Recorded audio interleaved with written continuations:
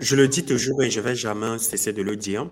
L'Afrique est le continent qui a le plus besoin de Bitcoin. L'Afrique est le continent qui a le plus besoin de Bitcoin. Actuellement, comment est-ce qu'on peut expliquer le fait qu'on soit dans un continent à 54 pays ou États et qu'on puisse avoir 33 monnaies? Ça ne s'explique pas. Ça ne s'explique pas. Je vais dire, c'est incroyable en fait. Et dans notre contexte de l'Afrique francophone, avec l'utilisation du CFA, je vais dire c'est un poison. C'est un poison, les gens ne s'en rendent pas compte, mais c'est quelque chose qui nous maintient.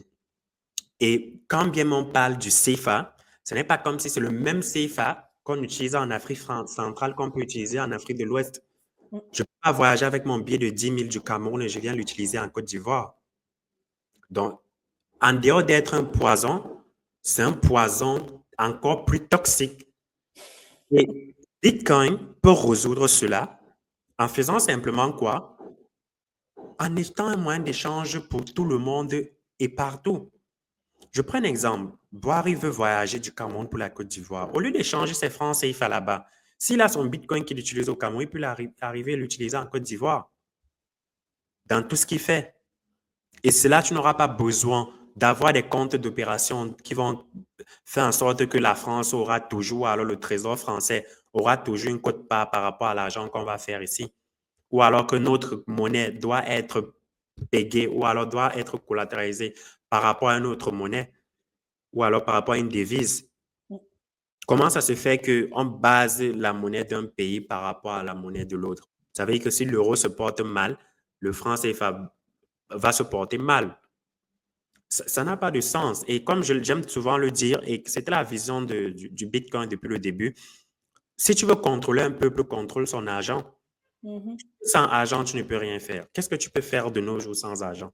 Tu ne peux pas te déplacer sans argent. Tu ne peux pas voyager sans argent. Tu ne peux pas manger sans argent. Tu peux rien faire sans argent.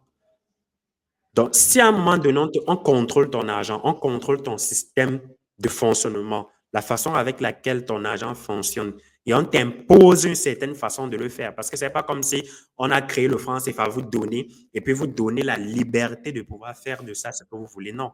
Mhm. On vous a donné le franc CFA, et à côté de ça, on vous a tenu par un cordon ombilical en vous imposant comment est-ce que vous devez faire pour l'utiliser, comment est-ce que vous devez faire pour fonctionner, comment est-ce que vous devez faire pour créer, les mettre en circulation et tout ce qui va dans ce sens-là. Et quand tu vois tout cela, avec ce que Bitcoin vient proposer, peut-être ça ne peut pas être la solution ultime, mais nous, pour l'instant, on a quand même besoin d'un truc pareil. On a besoin d'un truc pareil, en fait. Et je pense que ce qui fait que ça retarde en Afrique francophone, c'est parce que les gens n'ont pas ouvert les yeux. Les gens ne comprennent pas le poison du franc CFA. Les gens ne comprennent pas comment ça fonctionne, comment ça marche, la genèse du franc CFA, comment est-ce que c'est né, à quel point c'est relié à la France et particulièrement à l'euro. Les gens ne comprennent pas. Si les gens commençaient à comprendre comment ça fonctionne, et c'est le moyen par excellence de comprendre Bitcoin. Pour comprendre Bitcoin dans sa profondeur, tu dois comprendre l'argent. Tu dois comprendre comment ça marche et comment ça fonctionne.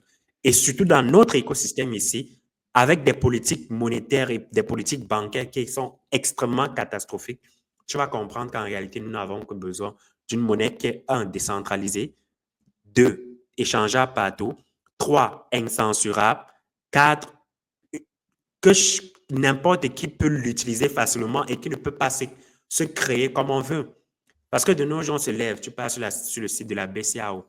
Il y a émission de tel montant. Tu passes sur le site de la BIAC. Il y a émission de tel montant.